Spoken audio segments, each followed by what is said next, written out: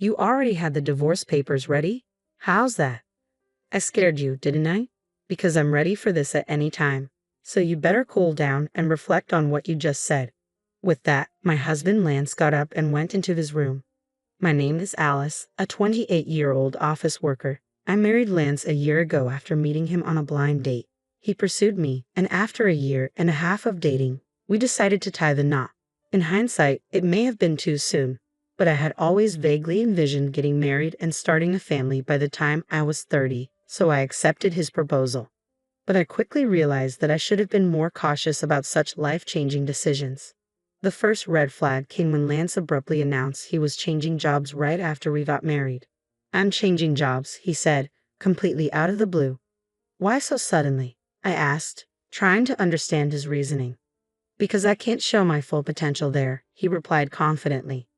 I was taken aback, wondering what he meant. He informed me that he had already submitted his resignation and would be leaving his job at the end of the month. Although he was able to secure a new position, the salary was significantly lower than what he had been earning before. At the time, I thought it would be okay since I was also working, but then came the next surprise. Lance started pressuring me to quit my job. If Lance's new salary had been sufficient to cover our living expenses, I might have considered it, but with his recent job change and reduced income, quitting my job would have left us in a precarious financial situation. Despite Lance's assurances that his salary would soon increase, there was no clear timeline for when that would happen. Without my income, we wouldn't be able to save any money, and we'd struggle to cover basic expenses like rent and car maintenance. So I told Lance, "I won't quit my job until your salary goes up." Lance seemed to agree, but he kept asking me to quit, bringing it up repeatedly. Each time, I gave him the same response. A year into our marriage, his salary still hadn't increased, yet he continued to ask, "When are you going to quit?" I was tempted to sarcastically say, "Now," but I couldn't, not yet. If he wanted me to quit so badly, he needed to focus on earning more. Instead, he should concentrate on his work rather than persistently pressuring me. I began to wonder why Lance was so eager for me to quit my job, and eventually, I realized it. Lance wanted me to take care of his mother, Sarah. Whenever we visited my in-laws, Lance would say, "I just want to make things easier for you, Mom," and Sarah would respond, "Thank you, Lance. That's very kind of you." Lance would then glance at me, silently pressuring me to quit my job. He claimed his mother needed care, but the truth was Sarah wasn't ill at all. She was healthy, active, and financially independent, earning enough from her part-time job to enjoy her hobbies and social life. She didn't need my help at all. If I were Sarah, I'd be insulted by the notion that I needed to be taken care of when I was perfectly capable of taking care of myself. But Lance still insists that I should take care of his mother, Sarah. "Oh, if only one of us were home during the day, we could check on Mom every day," Lance blurts out, clearly expecting me to be that person. It's tiresome to keep hearing this, but I finally ask, "Sarah is in perfect health. What exactly do you want me to do?" "There's plenty you could do," Lance responds, almost as if it's obvious. "You could help with the housework, run errands for her. There's always something that needs doing."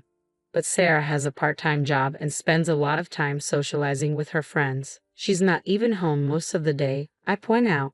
"Even if Mom's not home, you could still do the housework, couldn't you?" he counters. What? Is he serious? So, you want me to be her housekeeper?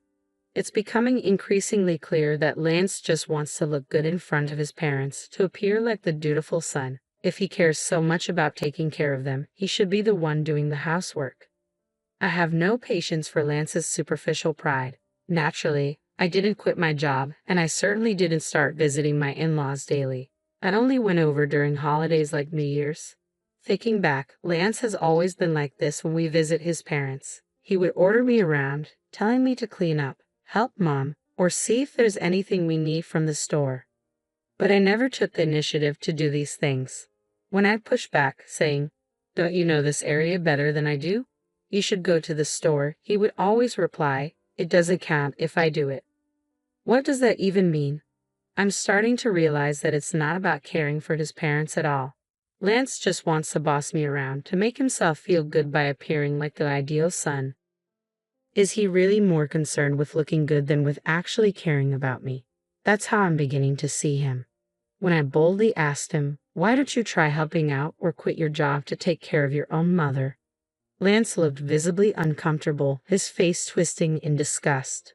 That's not something I'm supposed to do, he retorted. I'm giving you these instructions so that my mom will see you as a considerate and useful wife. You should appreciate how kind I am to you. So, in other words, he wants to dump all the inconvenient responsibilities on me while pretending he's doing something extraordinary. Well, I'm not your servant, your slave, or anything else. I certainly don't deserve to be belittled or treated like this in front of my in-laws. If Lance keeps making these unreasonable demands, I won't stay silent. I'll push back. But Lance remained the same, never changing his stance. He kept asking, "When are you going to quit your job?" And every time we visited his parents, he would order me around just like before. I had reached the end of my patience, so I decided it was time to have a serious conversation with my husband. "What do you mean, talk?" he asked, clearly annoyed. "I think we need to talk about our future," I replied. "Huh? What are you even trying to say?" he scoffed. "I'm honestly fed up, Lance. I'm fed up with you constantly asking me when I'm going to quit my job and pressuring me to take care of your mother." "Why are you fed up with that? You're my wife, and it's your duty to take care of your husband's parents," he shot back as if it were the most obvious thing in the world. "Don't you think that's a huge burden on me? Isn't it your responsibility as her biological child to help with the housework and care for your own parents?" I asked, trying to make him see reason. "No way," Lance snapped. "It's the wife's duty to do that. Are you really the kind of person who doesn't care about her family? I'm disappointed you'd even say such a thing." "Then let me ask you this," I countered. "How have you been taking care of my parents? If I asked you to take care of them, would you do it?" Lance looked at me blankly. "What are you saying? Why should a husband take care of his wife's parents?" "So that means you haven't been and won't take care of my parents?" I asked, feeling my frustration growing. "The husband's parents and the wife's parents are completely different," he replied, as if that explained everything. "What difference does it make? I don't understand," I said, exasperated. "I can't believe you're this clueless," Lance sneered. "It's like I'm talking to my old boss or something." "What are you trying to say?" I pressed. "I'm saying the husband's parents should always come first. The wife's parents should be your responsibility," he declared, as if it were the most natural thing in the world. "What they? So, in Lance's mind, the only family that matters is the one he's biologically related to." "I'm so disgusted by you," I snapped. "I'm not going to your parents' house anymore." "Huh? Why would you do that?" Lance asked, clearly taken aback. "Enough is enough. I'm tired of this," I retorted, my frustration boiling over. "No way. How dare you talk back like that?" Lance shot back, his voice rising. "My mom was right." "What do you mean, your mom was right?" I asked, my stomach sinking. "She said you're a badly behaved wife," Lance sneered. "That's why she gave me this." With that, he pulled a piece of paper out of his bag. It was divorce papers. "What? You already had the divorce papers ready?" I asked, shocked. Lance looked disturbingly proud of himself. "How's that? I scared you, didn't I? I'm ready for this at any time," he said smugly. "So you better cool down and reflect on what you just said." With that, Lance got up and went into his room, leaving me standing there in disbelief. No way. Why is Lance so selfish? And that triumphant look on his face, it's as if he thinks these divorce papers are some kind of weapon to make me submit to his will. The fact that Sarah had prepared the divorce papers made everything even clearer. Lance is nothing more than a mama's boy, eager to do whatever Sarah says while trying to boss me around. You've got to be kidding me. There's no way I'm letting Lance control me like this. Does he not realize that by pulling a stunt like this, he's already ended our marriage? His complete lack of common sense only makes me more determined. Lance had already filled out the divorce papers and handed them to me with the witness section signed by Sarah and his friends. It was obvious he was just waiting for me to fall in line. But instead, the next day, after Lance left for work, I filled out the rest of the divorce papers and submitted them to the city office. Just to be safe, I'd also filed a notice of non-acceptance of the marriage certificate, ensuring that there would be no way to reverse this decision. I called my parents to explain the situation because I knew Lance, who had given me the divorce papers as a threat, might try to file the marriage certificate on his own if he found out I had already submitted the divorce papers. My parents were shocked that I had gone through with the divorce so quickly, but were even more outraged by Lance's behavior. They immediately offered to help me move my belongings. I took a paid leave and had my parents come over while Lance was at work. Together, we moved everything out to my parents' house. I decided to stay with them for a while, and for the first time in a long time, I felt a sense of comfort and peace. Looking back, Lance never did any housework. I was the one cooking dinner after a full day at work, cleaning, and doing laundry on my days off. On top of all that, he expected me to take care of his parents, which was simply unreasonable. That night, my phone rang. It was Lance, who must have just returned home. Hello? Hey, where are you right now? Lance demanded. I'm at my parents' house, I replied calmly. What? Why the hell would you go back to your parents' house without my permission? And where's all your stuff? Don't tell me you're staying there overnight. He sounded panicked. I almost laughed. How could he not realize I had taken most of my belongings with me? The fact that he thought I was just staying overnight spoke volumes about his selfishness. I moved out, I stated firmly. I'm not coming back. Huh? What the hell are you talking about? Come back here and make me some food, Lance demanded, his voice rising in frustration. You could prepare it yourself, I said, and without waiting for a response, I hung up the phone. I knew I couldn't have a rational conversation with Lance about the divorce if he was going to be like this, so I decided to block his number and wait for him to come to me. A week later, Lance finally lost his patience and showed up at my parents' house. But he didn't come alone. He brought his parents with him. All three of them looked grim as they entered the living room. We sat facing each other, 3 against 3. How could you do this? Lance started, his voice laced with indignation. I can't believe you would leave for such a long time without my permission. That's because you were treating me like your personal housekeeper, I replied calmly. All I asked was for you to take care of my family.